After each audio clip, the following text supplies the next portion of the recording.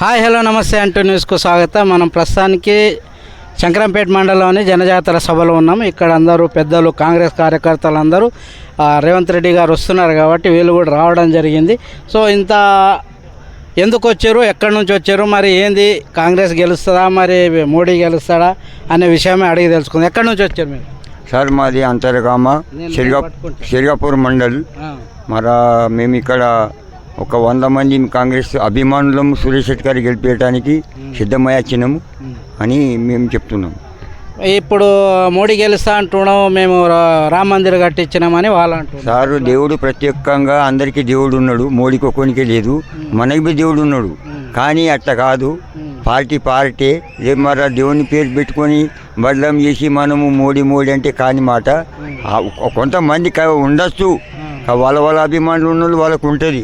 కనుక పార్టీ ఆనా నుంచి ప్రాణాలకు త్యాగం చేసిన కాంగ్రెస్ పార్టీ లోపల రాజీవ్ గాంధీ, ఇందిరాగాంధీ త్యాగం చేశారు. మోదీ కుటుంబంలో పట్ల యువల త్యాగం ఏమైంది సార్? మీరు మంచి హిందూ ఆచారం పాటించేటట్లు ఉన్నారు, మెడల మాల రుద్రాక్ష అన్నీ కనిపిస్తున్నాయి. మరి హిందూ రామ మందిర్ కట్టించినాము, మా అంత భక్తులం ఎవరు లేము అని మోడీ వాళ్ళు అంటున్నారు. సరే సార్, ఆ మాట ఇప్పుడు హిందుత్వము గురించి కాదు, అది దేవుడు అనగా ప్రత్యేకంగా సర్వము యావత్ భారతదేశంకు దేవుడు సార్, మోడీకి కొనికే కాదు కదా. మోదీకి జన్మం ఇచ్చిన దేవుడు. మోడీ జై శ్రీరామ్ అనే వాళ్ళే ఉండాలి. అట్లా తప్పకుండా అది తప్పు మాట. అది కాంగ్రెస్ లోపటిని ఇంకా 100 ఎక్కువ రెట్లు ఉన్నారు, అట్లా వేరితే వాళ్ళు వేరు. మరి కాంగ్రెస్ పార్టీ లోపటిని భక్తులు ఎక్కువ ఉన్నారు, భజన చేసే భక్తులు అని చెప్తున్నా. కానీ తప్పు మాట సార్. మరి ఎట్లా ఉంది కాంగ్రెస్? 100% మన బీజేపీ కాంగ్రెస్ పార్టీ ముగిస్తుంది, తప్పకుండా కాంగ్రెస్ పార్టీ వస్తుంది సార్. బీజేపీ పార్టీ కూడా బీఆర్ఎస్ అభ్యర్థి బీబీ పాటిల్ పార్టీలు ఎన్నడూ రాడు సార్. ఇప్పటికీ టీఆర్ఎస్ లోపల ఉండి ఆయన దునియా దగ్గర చేసేసిండు, ఇప్పుడు బీజేపీలోకి వచ్చిండు. ఆయన స్వార్థకం గురించి, ఆయన ఒక వ్యాపారం గురించి ఆయనకు బీజేపీలోకి పోయింది తప్ప బీజేపీకి మాత్రం ఎన్నడు ఏం చేయలేరు.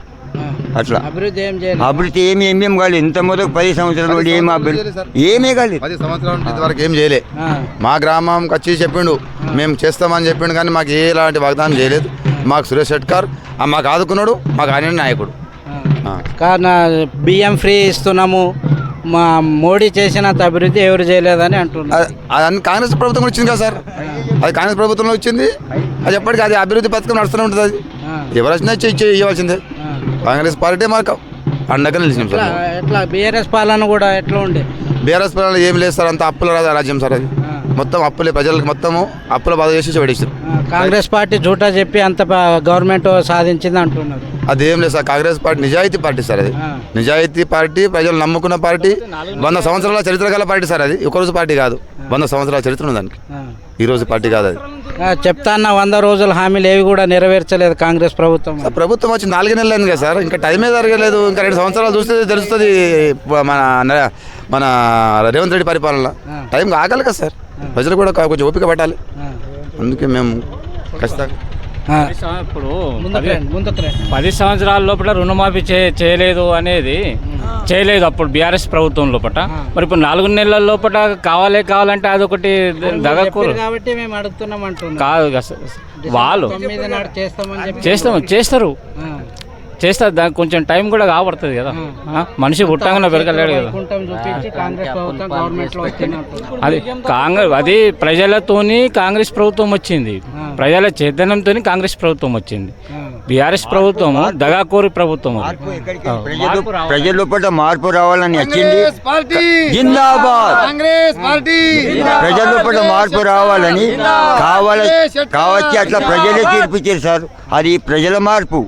కాంగ్రెస్ పార్టీకి వాళ్ళ అభిమానంతో ప్రజల మన మార్పు రావాలి, మన లోపల మార్పు రావాలని ప్రజల లోపల ఉండే కాబట్టి కాంగ్రెస్ పార్టీ వచ్చింది.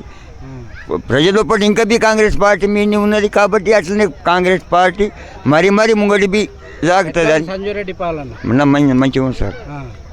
రెడ్డి పాలన ఎట్లా ఉండే? అతని పాలనలో అతని టైం 10 సంవత్సరాల పీరియడ్ లోపల అతని విధంగానే పోయింది సార్. అంటే అంతే. ఎన్ని వేల ఓట్లతో రాబోతుంది? 1.5 లక్ష ఓట్లతో వస్తారు సార్. ఇది ఈ పెద్ద మనుషుల మాట. ఈసారి మాత్రం జైరాబాద్ కాన్స్టిట్యున్సీలో కాంగ్రెస్ అభ్యర్థి ఇది సురేష్ శెట్కర్ గారు 1,00,000 మెజార్టీతో వస్తున్నారు అంటున్నారు. Over to media. Thank you.